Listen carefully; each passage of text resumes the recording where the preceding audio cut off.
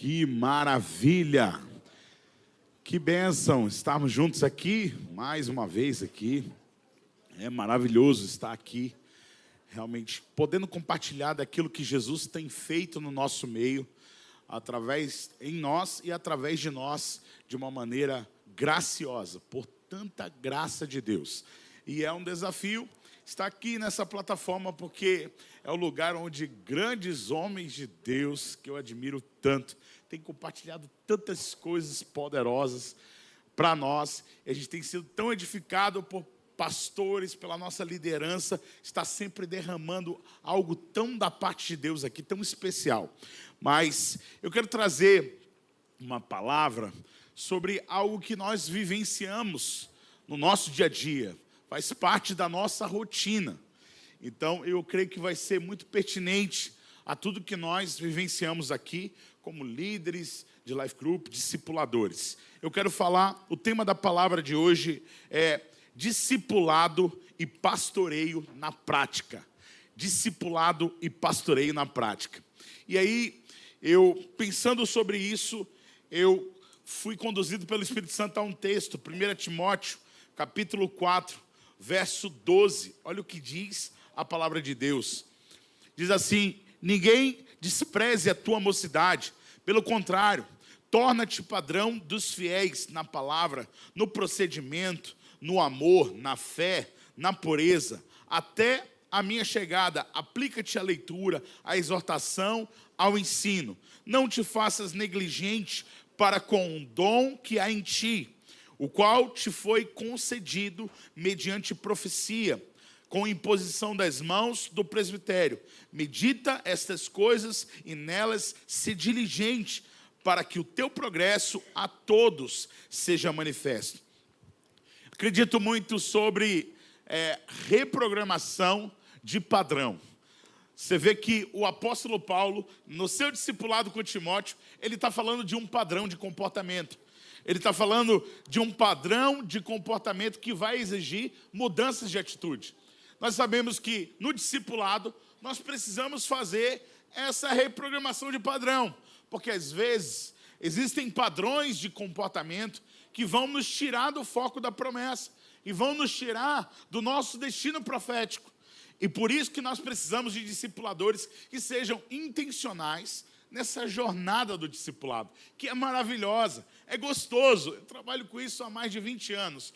E eu digo para você, é maravilhoso estarmos nessa caminhada de poder ser discipulado e discipular a outros, transmitindo do caráter de Jesus, do padrão de comportamento de Jesus. Então, imagine o que o apóstolo Paulo está dizendo. E aí, quando eu penso no que ele está falando assim, ó, existe um modelo, existe um padrão que você precisa reprogramar e entrar nele. E aí, quando eu penso sobre esses padrões de comportamento, eu penso que talvez o padrão de comportamento, ele é muito definido pela maneira como eu interpreto a realidade, sabe, a partir do Evangelho. Então eu preciso passar a interpretar a minha realidade a partir do Evangelho, sobre esse padrão de comportamento que o Paulo está falando a Timóteo. E aí, muitas pessoas têm interpretado ainda as realidades, as suas percepções a respeito, sabe, daquilo que ela está vivenciando, sabe, por coisas que ela vivenciou na sua história, na sua jornada, sabe? E aí, quando a gente pensa nisso, a maneira como você interpreta as coisas define a maneira como você vai reagir, seja de maneira preditiva, ou seja reativa, a maneira como você vai mudar as circunstâncias. E esse padrão de comportamento não fala só de interpretar, mas de agir para que haja mudanças no nosso cenário de convívio, de ambiência. Isso faz toda a diferença. Agora, um padrão de comportamento, só para você ter um exemplo. Quando eu penso naquele povo que estava caminhando com Moisés, eles tiveram um padrão de comportamento de murmuração. Por quê? Porque o tempo todo eles se viam a partir do vitimismo. E um padrão de comportamento que, quando olha para as circunstâncias como refém delas, ele não consegue superar e ter resiliência sobre as circunstâncias. Por quê? Porque o tempo todo, algo que está acontecendo com ele está se vendo refém, ele está se vendo vítima, e não sendo gestor das circunstâncias. Então, todos nós podemos ter uma atitude diferente diante de certas circunstâncias que nós estamos passando.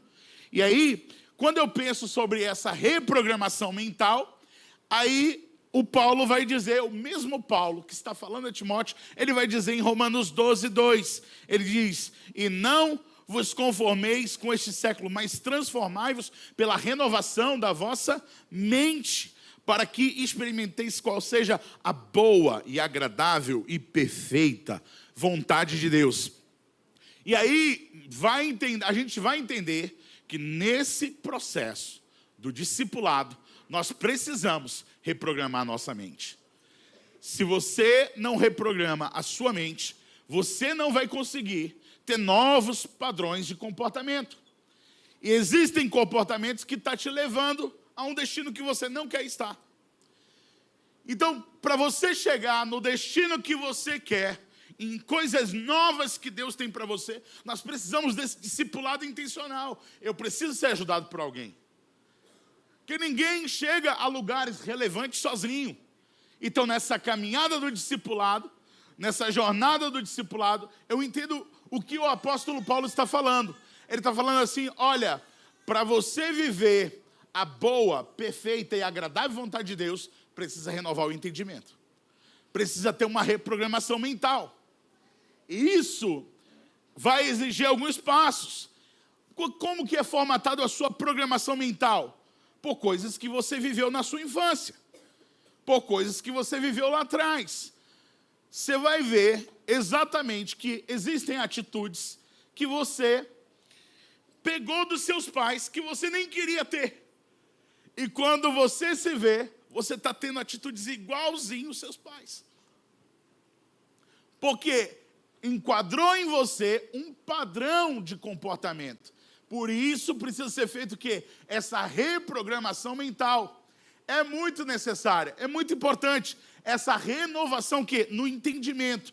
E aí, no discipulado, nós como discipuladores precisamos ser intencionais para reprogramar mentes através do poder do Espírito Santo.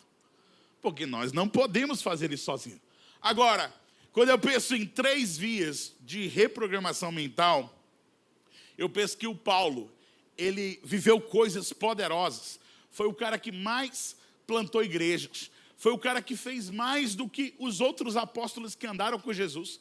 Ele mesmo cita isso na carta aos Coríntios. É interessante, ele fez mais do que todos eles. Por que Paulo teve um resultado exponencial? Escreveu maior parte do Novo Testamento. Agora você imagina, por que esse homem viveu algo exponencial? Porque ele viveu uma reprogramação mental. Começando pela primeira via. Existem 3 vias para reprogramação mental.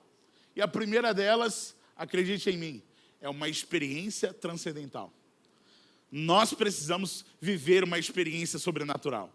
O Paulo era chamado de Saulo por causa de regiões. E aí, o Saulo estava perseguindo os cristãos. Tinha um padrão de comportamento totalmente contrário ao padrão de comportamento do cristianismo. E ali naquele momento, o Paulo, ele recebe uma experiência transcendental. Uma voz brada do céu e fala: Saulo, Saulo, por que me persegues? Ali ele é chocado, ali ele é tocado pela glória de Deus e pela voz de Deus. Todos nós precisamos ser marcados por uma experiência sobrenatural. Todos os seus discípulos precisam viver uma experiência sobrenatural. Por quê? Para haver um milagre na sua mente. É o milagre de um nascer de novo, de um novo raciocínio, de uma nova forma de enxergar. Porque a partir dali, Deus cega Paulo e começa a abrir um novo olhar na vida de Paulo. Paulo começa a viver uma transformação poderosa. E aí eu quero dizer para você, nós precisamos levar os nossos discípulos nessa jornada do discipulado a viverem experiências sobrenaturais. O bom discipulador não leva o discípulo a depender de si mesmo, mas leva ele a depender de Deus. O bom discipulador ativa, sabe, o sobrenatural, abre esse novo viés cognitivo na mente do discípulo. Eu não estou aqui somente para passar conhecimento para você, mas eu quero passar demonstração de poder. Nós queremos fluir no sobrenatural e precisa abrir essa nova estrada mental, da gente sempre contar com o sobrenatural. Porque a obra de Deus, para ser chamada obra de Deus, tem que ter a ação dele. Senão não é obra de Deus. É obra de homens. Nós precisamos ver a ação do sobrenatural se movendo no nosso meio de uma forma poderosa. Deus quer fazer milagres, sabe? Não só através de você, mas através dos discípulos que você tem acompanhado. Então, nessa jornada, eu preciso. Seu life group flui no profético? Seu life group acontece curas? Seu life group acontece milagres? Nós precisamos expor os nossos discípulos à manifestação do sobrenatural. Porque senão não há uma reprogramação mental. Ele fica sempre pensando com uma mente natural. E uma mente natural nunca está ativando a fé para as surpresas de Deus. Que coisa maravilhosa a gente poder contar com essa ação maravilhosa do sobrenatural. Porque deixa eu lhe dizer, o dinheiro não gera fé. O poder não gera fé, os recursos não geram fé, status não gera fé. Mas deixa eu lhe dizer, a fé gera dinheiro, a fé gera poder, a fé gera o sobrenatural, a fé gera milagres. Então se não tiver a fé, nada vai acontecer. Por isso nós precisamos ativá-los ao sobrenatural, a coisas que são irracionais, não fazem sentido. Agora, uma outra via de reprogramação mental são relacionamentos. A outra via é relacional. A primeira é transcendental, a segunda é relacional. As pessoas com as quais eu caminho. Eu vou ler um texto com você que me assusta. Olha esse texto, Atos 4:13 diz assim: quando os membros do Sinédrio viram a coragem de Pedro e João e percebendo que eles eram evidentemente homens simples e sem cultura nenhuma, ficaram admirados e reconheceram que a convivência com Jesus havia mudado a vida deles. É impressionante você ver o texto dizendo isso. Eles viram Pedro e João pregando. E quando Pedro e João estavam pregando, eles viram que eles eram iletrados, analfabetos e incultos, achando que o Pará é no sul. Agora, imagina comigo, eles viram isso. Agora, imagina comigo, só que eles viram a ousadia e a intrepidez daqueles homens e falaram assim, ó, a convivência com Jesus fez algo neles. Reprogramou a mente deles. Esses caras estão pregando de uma forma sobrenatural. Esses caras estão pregando com uma ousadia que não é normal. Por quê? Porque eles conviveram com Jesus. Então deixa eu lhe dizer, sabe, se você quer que os seus discípulos venham crescer com você, você vai ter que conviver com eles. Você vai ter que gastar tempo com ele. E aí vai ser super necessário essa experiência relacional. Porque só o transcendental aí não basta. Deus está contando com você. Por isso que Ele deu a ordem a nós de irmos e fazermos o que, irmãos? Discípulos. É super necessário essa caminhada para convivermos juntos. Porque aí convivendo junto, em novos ambientes, a gente vai começar a crescer. Você precisa caminhar com pessoas que te desafiam a crescer. Que te tira da zona de conforto. Que cutuca você. Eu lembro muito bem nos primeiros discipulados com o pastor Arão. Onde chegava, irmão, era onde chegava. Eu sentava na mesa, falava assim, profetize, do nada, irmão. O que é isso, rapaz? Esse cara não está sabendo que eu cheguei agora aqui na mesa. Aí eu chegava para sentar na mesa, estava um casal conversando com ele. Aí o casal estava lá conversando. Pegis, meu discípulo, braço direito, tal. Muito bom, Pegis. Uhul. Aí... E aí eu falei assim, maravilha, pastor. Aí eu sentava na mesa, profetize. Então eu tenho que caminhar com pessoas que me levam a crescer, que me desafiam a crescer. Isso criou um novo viés cognitivo na minha mente, uma nova estrada mental. Onde eu estou com o radar ligado do profético. Fala para o seu irmão assim, esse negócio contagia, irmão. Esse negócio pega. Você ficar muito perto da gente, você vai ser contagiado. Daqui a pouco, sabe o que está acontecendo? Todo o meu GD, o grupo de discípulos que eu tenho diretamente, todos eles fazem isso. Todos eles estão profetizando. Todos eles estão fluindo no profético. E é muito legal. Então, eu vejo essa convivência nos transforma. Esses ambientes nos moldam. Eu vejo que como a convivência nos transforma, né? Eu lembro de agora passar 15 dias nos Estados Unidos e eu estava num quarto lá sozinho em uma semana. Aí, de repente, eu joguei a toalha assim na cama. Aí eu lembrei da minha esposa, tira a toalha da cama. Cara, a convivência nos molda. Eu não consigo mais estar num ambiente bagunçado, de tanto que a minha esposa não sei o quê, eu não consigo. E eu não ligava com essas coisas, como todo homem, né, irmãs? Então a gente vê que, sabe, a convivência relacional vai nos moldando, e o discipulado serve para isso, para nos moldar, para passar essa reprogramação mental. E quantas vezes no discipulado eu vi a minha esposa falando do jeito que eu falo? Mas ela está me copiando mesmo.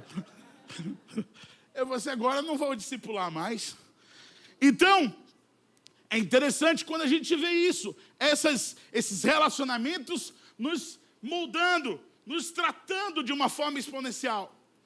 Eu tenho discípulos preciosos, que eu vejo essas atitudes neles, esses novos comportamentos. Agora, eu vou te dizer, as 3 vias de uma reprogramação mental é experiência transcendental, experiência relacional, e a terceira é disciplina. Se você não tiver disciplina, você será negligente para com o dom que há em ti. Olha o que o apóstolo Paulo fala a Timóteo. Ele diz assim, não te faças negligente para o dom que há em ti, o qual te foi concedido mediante profecia com imposição de mãos do presbitério. Medita estas coisas e nela se diligente. Ele está dizendo, nela seja o quê? Diligente. Seja disciplinado com dom. Se não tiver disciplina no discipulado, o discipulado não vai causar o efeito na sua vida. Porque o seu discipulador não pode fazer por você o que só você pode fazer. Existem coisas, respostas que só você pode fazer. Não tem como. Então, eu posso estar com o melhor discipulador do mundo. Eu posso ser discipulado pelo cara top. Posso ser discipulado diretamente aqui pelo pastor Eide.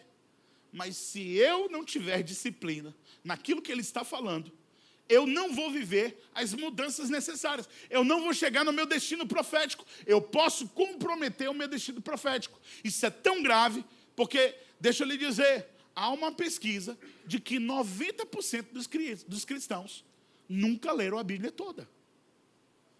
Eu não sei você, mas isso me assusta.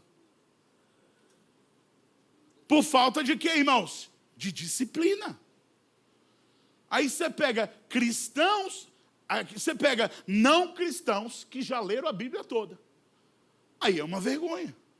Então, imagine comigo que para a gente ter disciplina, a gente precisa ter uma visão. Visão estabelece rotina. Então, quando eu tenho uma visão clara de onde eu quero chegar, eu estabeleço uma rotina. Porque não pode alguém estar sonhando em ser médico e estar a semana inteira mexendo com contabilidade. Então, se a sua agenda, se a sua rotina não está ligado à sua visão, você está sendo incongruente com os seus sonhos. Nós precisamos ser congruentes. A nossa agenda precisa ser congruente com a nossa visão. Aonde eu quero chegar. Então, nós hoje chegamos a mais de 80 life groups. Mas por quê? Porque é intencional. A nossa visão estabeleceu uma rotina para que a gente pudesse chegar onde a gente queria chegar. Nós precisamos ser intencionais. Então é super necessário que a cada passo que eu dou, eu esteja direcionado na visão que Deus tem me dado. E aí eu quero falar algo que Deus falou comigo. Quero falar algo de Deus para você. Me mostre a sua agenda e eu te mostro as suas prioridades. Me mostre as suas prioridades e eu te mostro o teu destino. Vou repetir para você. Me mostre a sua agenda, de segunda a segunda ou de domingo a domingo, e eu te mostro as tuas prioridades. Me mostre as tuas prioridades e eu te mostro o teu destino. Aonde você vai chegar? E aí eu quero te dar alguns passos práticos para essa reprogramação mental, para essa mudança de construção de novos padrões de comportamento. Alguns passos práticos. Ensine seus discípulos a investir tempo com a palavra. Começando por você. A investir muito tempo com a palavra. Quanto tempo você tira com a palavra? Pastor, eu não tiro nada. Então comece com 10 minutos. Não comece com 1 hora. Você não vai conseguir. Comece com 10 minutos. Tire tempo com a palavra. É super necessário. Leia fielmente a palavra e permita que a palavra te leia e te confronte. Permita que a palavra confronte você. Então é super necessário fazer uma sondagem, deixar o Espírito Santo nos sondar pela palavra da verdade. Quando eu estou lendo a palavra, eu estou permitindo a palavra me confrontar. Eu não fico lendo e pensando, nossa, essa palavra é para aquele irmão fulano de tal. Que tem irmão que ele acha que toda palavra é para os outros. E aí ele deixa de receber as pérolas de Jeová. Então, imagina comigo, o Espírito Santo está te dando pérolas lá para você e você está pensando no outro. Agora, outra coisa, faça uma análise de compreensão do texto e busque a revelação do Espírito Santo. Deixa eu lhe dizer, eu ensino isso no discipulado. Eu falo assim, cara, não só leia a palavra fielmente, mas analise a palavra e busque revelação. Eu falo assim, chora na Bíblia, irmão.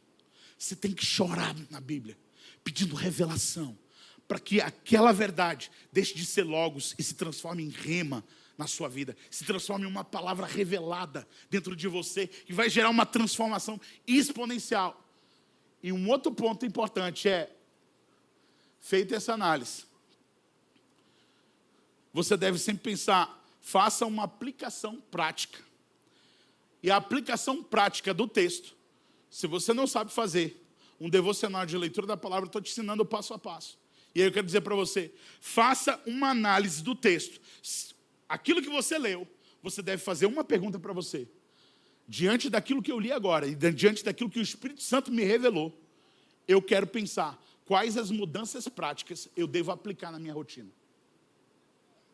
Essa pergunta é chave. O que eu vou mudar na minha agenda para que essa palavra revelada venha tornar um efeito? Ela venha deixar de ser letra e transformar vida. Ela tem que se transformar em ações. Então essa palavra se transforma em ações quando eu analiso quais as mudanças eu preciso fazer diante do que eu acabei de ler. Quantos vocês estão me entendendo? Você crê que isso é tão importante para nós? É a graça de Deus operando sobre nós. Agora, quando eu penso que existem decisões que são grandes, existem mudanças que são muito grandes, e aí eu fico pensando, como que eu faço essas mudanças? Uma coisa muito prática que o Espírito Santo me deu. Trabalhe primeiro, não foque nas macro decisões, e sim nas micro decisões diárias, para construir novos padrões de comportamento. Então, antes de você querer viver uma mudança grande, gigante, cara, eu preciso mudar muita coisa. Comece primeiro, eu preciso tomar uma decisão muito grande. Não. Foque primeiro nas micro decisões. Eu vou começar aqui, ó. Porque esse sonho aqui é muito grande, mas para chegar lá, eu preciso cumprir o passo a passo diário, do dia a dia. Então, foque em micro decisões diárias, para você chegar em uma mudança de construção de novos padrões de comportamento. Você vai viver de uma forma diferente. Você vai viver um novo estilo de vida. Você vai viver novos padrões de comportamento debaixo da graça do Espírito Santo. Quantos creem nisso? Então, quando eu penso nisso, é o que eu estou te falando. Eu penso que existem coisas que você precisa focar nos mínimos detalhes. Agora, quando eu penso no discipulado, eu penso que todo discipulado exige confronto. Você concorda comigo? Confronto não é tão legal, né? Mas quero te dizer, não é afronta. Afronta diminui as pessoas. Confronto enobrece, protege a identidade e trabalha aquilo que precisa ser trabalhado através da palavra. E aí você vê Natan confrontando Davi. Natan conta uma historinha em 2 Samuel, capítulo 12, do verso 1 ao 15. Eu não vou ler com você, mas eu quero contar essa historinha. O Natan chega para confrontar o Davi. E o confronto de Natan é com tanta sabedoria, porque tem pessoas, tem discipuladores que têm medo de corrigir. Porque ele foi tão ferido lá atrás, por algum líder, até em outra igreja, ele foi tão ferido, que ele tem medo de corrigir as pessoas. Porque ele tem medo de que aconteça com o outro o que aconteceu com ele. E aí eu vou dizer para você, não tenha medo de confrontar as pessoas, mas tenha sabedoria e muito amor nas suas palavras. E o que o Natan fez com Davi? Uma cirurgia. Cara, tem um câncer no Davi. Eu vou ter que fazer uma cirurgia. Toda cirurgia tem o quê? Anestesia. E o Natan contou uma historinha, pintou o quadro para o Davi. Quando ele pinta o quadro para o Davi, ele faz o Davi se ver na história. E aí ele fala, havia um homem rico, com muitos gados e ovelhas e tudo mais. E ele recebe um hóspede na sua casa. Quando ele recebe um hóspede na sua casa, ele olha para um outro homem pobre, que tinha uma única ovelhinha. Esse homem pobre. E esse homem rico, que tinha muitos gados e ovelhas, para servir o seu hóspede, ele pega a única ovelhinha do homem pobre e serve o seu hóspede. Rapaz, o Davi já estava furioso. A Bíblia diz, irmãos, que acendeu-se o furor de Davi contra aquele homem da história. Cara, o Davi caiu bonitinho na pegadinha do discipulador. Mas ele caiu gostoso, irmão. E é interessante que, quando Davi está irado contra aquele homem, o Natan cirurgicamente vai lá e faz a cirurgia. És tu esse homem. Agora, sabe o que é interessante? Você precisa, como discipulador, despertar a ira pela santidade, a ira contra o pecado, a ira de inconformação. Cara, o meu discipulador me confrontou de uma forma tão amorosa e tão sábia, com tanta sabedoria. Sabe quando o pastor me corrige? Ele corrige com tanto amor e com tanta sabedoria que dá raiva. Porque eu não posso botar a culpa nele. Que eu falo assim, não tem jeito. Aí agora toda essa ira vai ser em relação a mim, a minha atitude que eu preciso mudar. Então tem certas atitudes que o discípulo tem que ver. Cara, isso aqui não pode ficar do jeito que está. Eu preciso de uma mudança radical. Eu preciso me irar com certos pecados. Eu preciso arrancar da raiz certos pecados. Não podem ficar lá. E aí o Davi vive uma mudança radical, porque quanto maior a ira for dele contra o pecado, maior será o arrependimento, a metanoia. Nasce uma nova estrada mental na mente do Davi, através de um confronto, com tanto amor, com tanta sabedoria, que ficou só um ensino. Ele foi tão leve, tão sutil, que o Davi não pôde falar nada contra ele. Mas tem líderes que quando confronta, o liderado perde o foco. Ele não olha para o problema que ele precisa mudar, mas ele começa a olhar para a maneira errada que o discipulador está fazendo. Aí ele tira o foco da correção. Então, todos nós precisamos ter essa sabedoria fina de corrigir com tanto amor e com tanta sabedoria que vai tocar profundamente e vai ficar só um ensino. Agora, imagine comigo aqui, quando eu penso nesses confrontos, eu penso no discipulado do Paulo. Atos capítulo 19, olha o que o Paulo vai dizer. O Paulo vai dizer em Atos capítulo 19. Aconteceu que, estando Apolo em Corinto, Paulo, tendo passado pelas regiões mais altas, chegou a Éfeso. Achando ali alguns discípulos, perguntou-lhe: recebeste porventura o Espírito Santo quando cresces? Aí o Paulo trabalha nos discípulos o que eu falei. Experiência transcendental.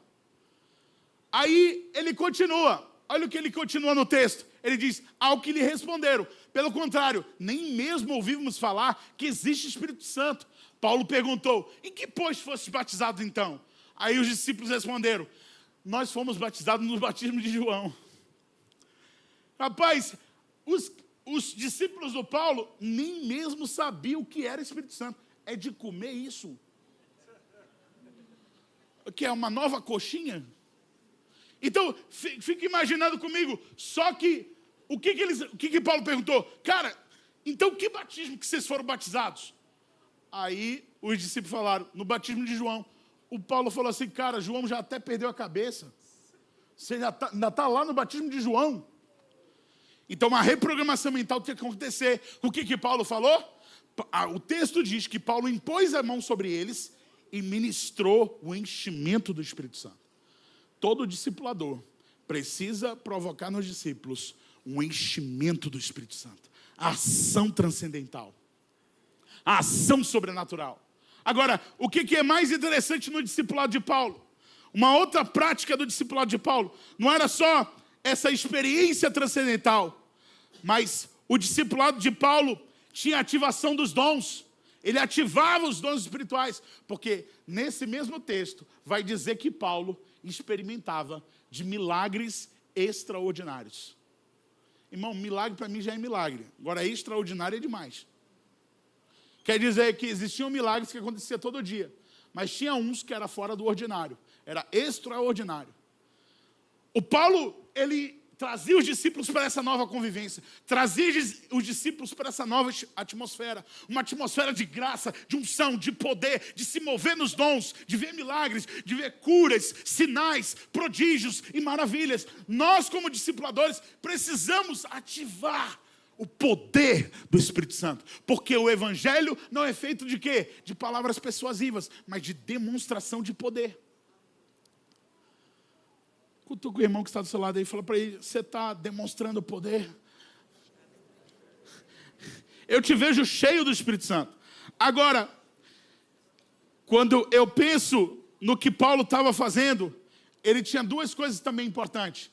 Intensidade, porque a Bíblia vai dizer que o Paulo separou alguns e discipulou eles diariamente por 2 anos.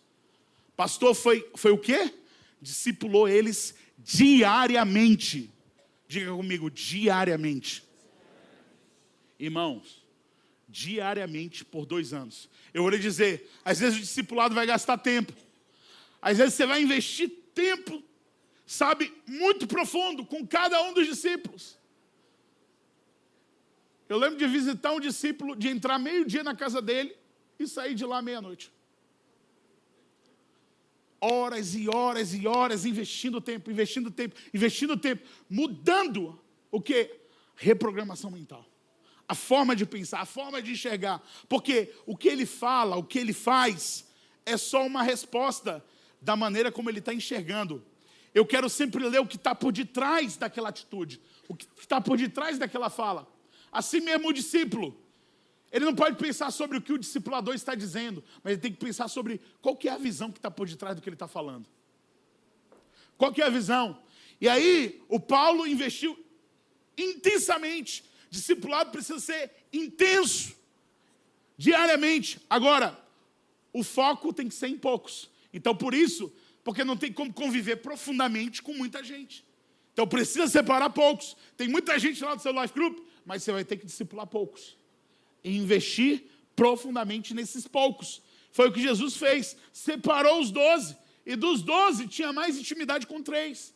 Agora, eu quero te falar alguns pontos práticos para terminar sobre pastoreio. Eu estou falando de discipulado na prática e pastoreio na prática. E aí, anote aí. Pastoreio na prática. Tem uma lista de oração pelos membros do seu life group.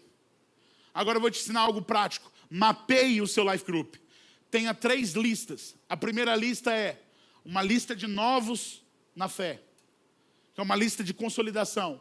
Depois, uma lista de membros, uma lista de pastoreio. Depois, uma lista de líderes em treinamento. Então, a primeira, uma lista de novos na fé. Segunda, uma lista de pastoreio. Terceiro, uma lista de líderes em treinamento. Pastor, eu não tenho no meu life group líderes em treinamento. A palavra diz, rogai ao Senhor da seara por trabalhadores. Então, quando não se tem, você já coloca ali casal 1, casal 2, casal 3. E ora intencionalmente, clamando a Deus por trabalhadores. Porque Ele vai enviar, está lá na palavra. Irmão, funciona. Se você orar diariamente por novos trabalhadores, funciona. Então tem uma lista. A primeira coisa que eu posso fazer para pastorear o meu rebanho é mapear ele e orar intencionalmente por cada pessoa do meu rebanho. Então é super importante isso. Isso fez o quê? Eu não olhar para os membros e ficar perdido diante deles. Eu tinha mapeado nome por nome. E ali eu tinha lista de novos, eu tinha lista de pastoreio, eu tinha lista de líderes de treinamento. Segunda coisa, tenha um interesse genuíno pelo outro. Mostre interesse nas demandas das ovelhas, nas demandas delas. É muito importante a gente mostrar esse interesse genuíno por cada pessoa.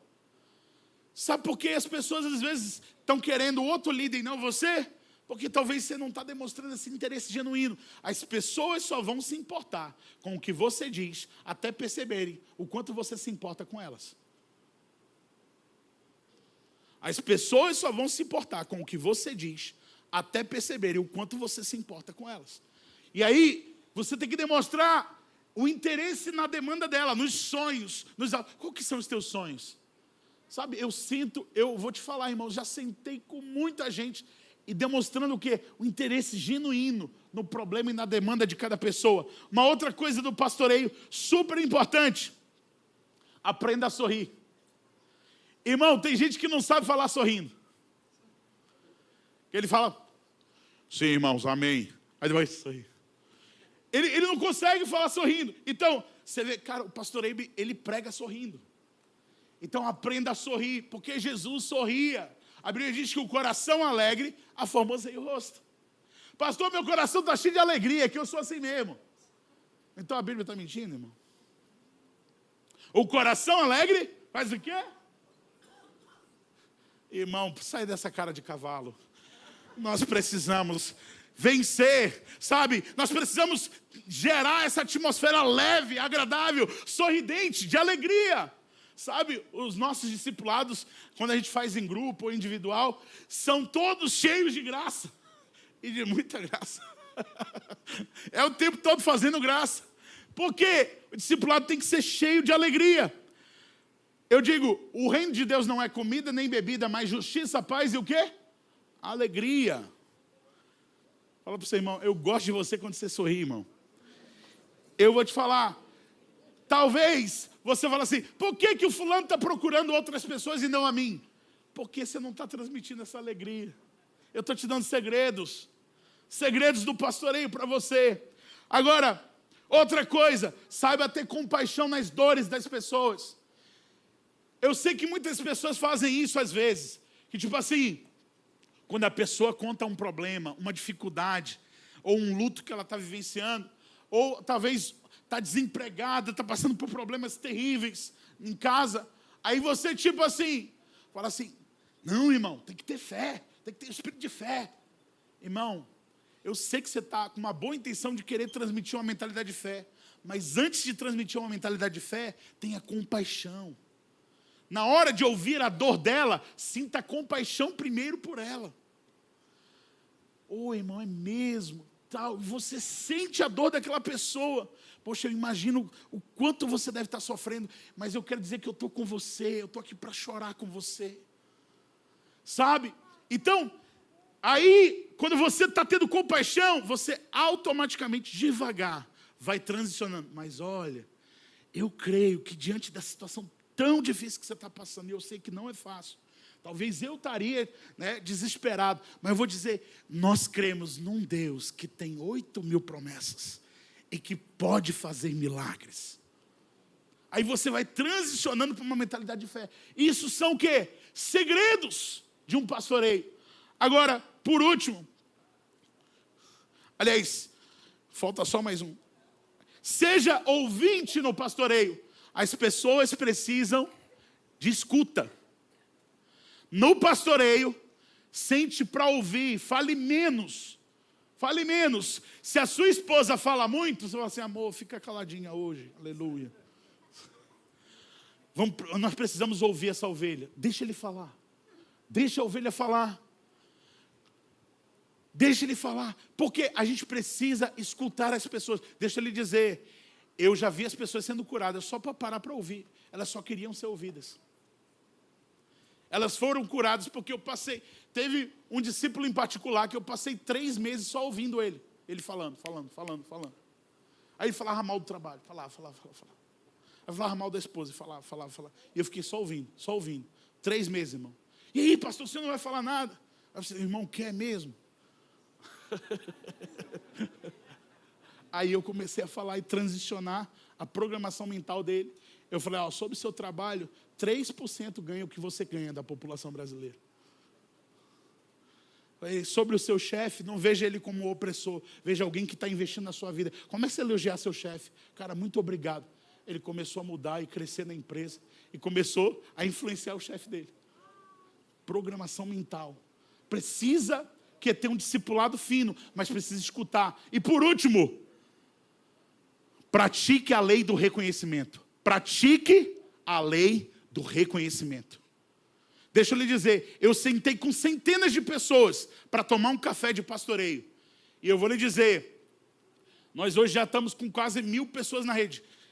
Acho que já passou de 1000 pessoas na rede. E aí, deixa eu lhe falar, eu sentei de verdade com centenas de pessoas.